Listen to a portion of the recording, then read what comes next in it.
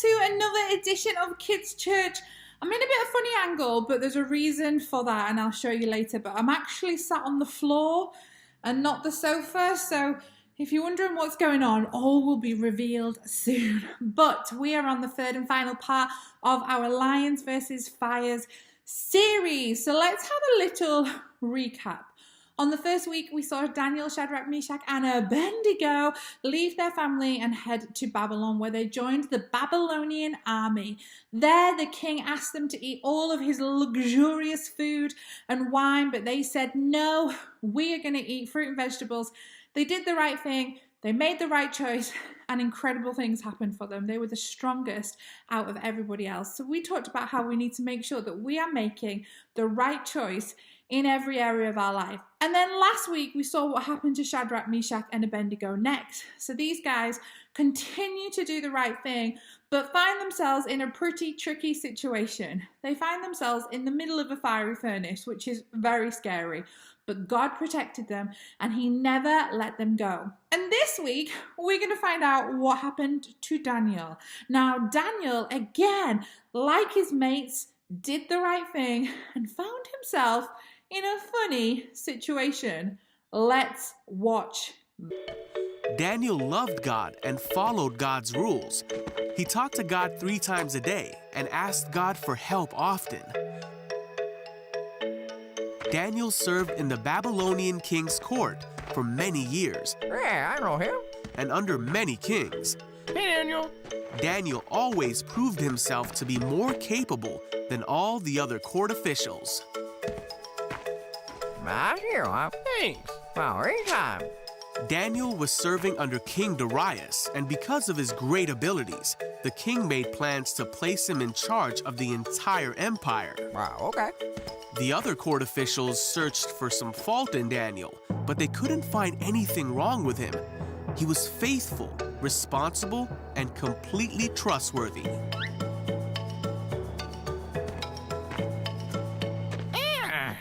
Wait. The court officials realized the only way to get at Daniel would be to challenge his faith. Come on.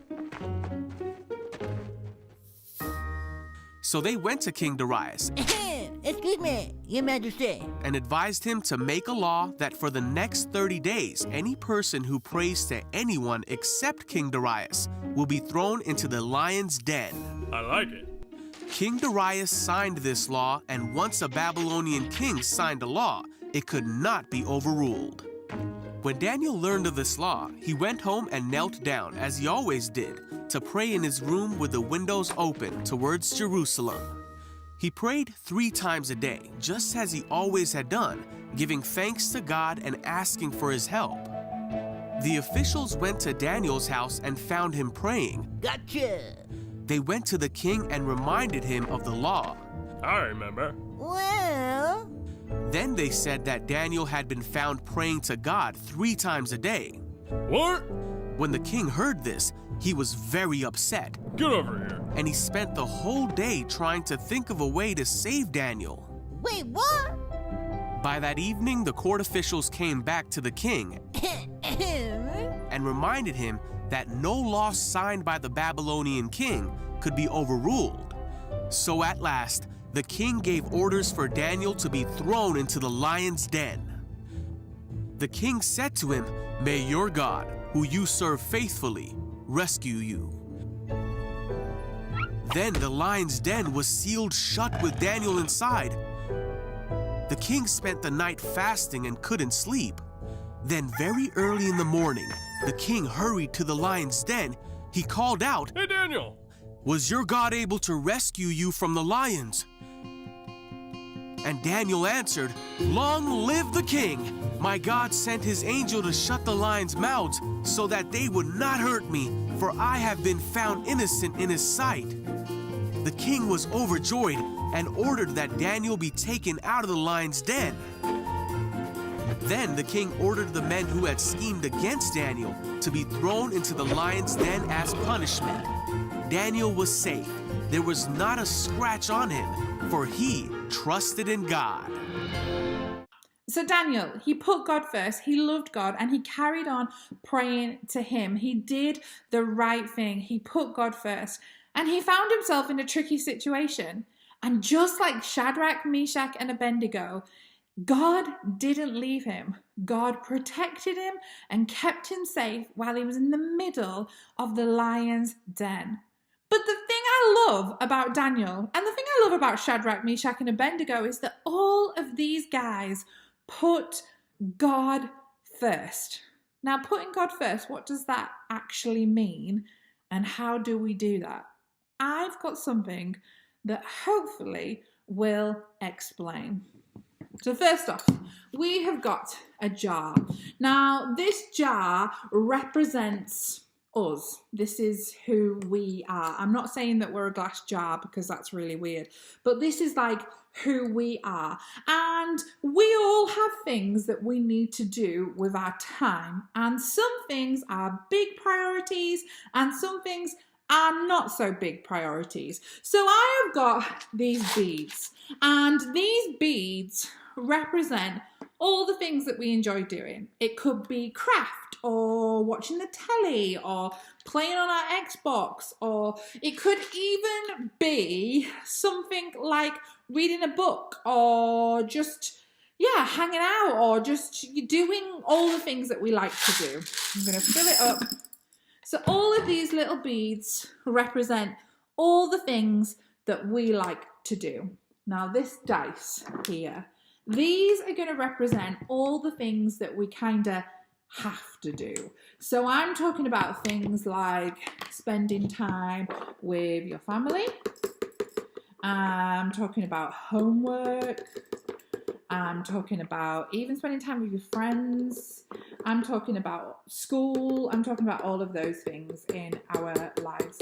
So you see, we have kind of filled ourselves up with all of the things that we just like doing, all the things that we have to do, but then we have this. And we're going to call these like the big priorities, the things that we should always be doing. Now, we need to be making lots of things a huge priority in our life. And sometimes that could be our family or our friends. But today we're going to talk about how the biggest priority in our life is God. Now, if we're filling our life up with all the things that we love to do and all the things that we have to do, when it then comes to thinking about God, I don't know about you, but doesn't seem to fit, does it? When you filled it up with all the stuff that you like to do and have to do, where does God go in your life? You know, where does he fit into the equation? But look what happens if we change things. So I'm back here with my glass jar. Remember that this is us. So this is what happens if we were to choose to change it all around. And what I mean by that is basically getting the things that are a big priority, like God, and putting them in first. You see, when we put him in first, I wonder what will happen now if we fill in all of the other things. So remember all the things that we like to do. Now, here's the thing. I'm not telling you that these things are bad to do.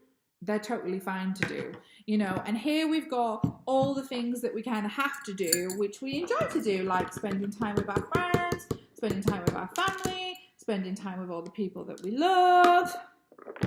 And look what's happened. When we changed our priority and when we made God a priority and put him first, everything else just fits around him. But when we did it the other way and we made everything else a priority and then added in God, it didn't fit. Now, I'm not saying that these things are wrong. And actually, I love to watch TV and I love to spend time with my friends. But above all of these things, we need to make sure that we are putting God first. Because when we put God first, everything else falls into place. Now, we're going to talk a little bit more in our groups now about what it means and how we can put God first in our life. But let's remember all of this. The beads are the things that we like to do.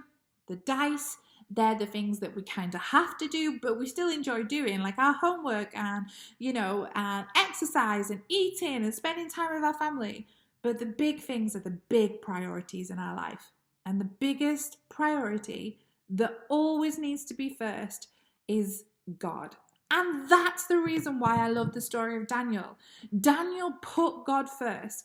And even though it was difficult and even though it was hard, God still protected him and God still looked after him. So your challenge this week is to put God first. And like I just said, right now we're going to go and talk about that a little bit more.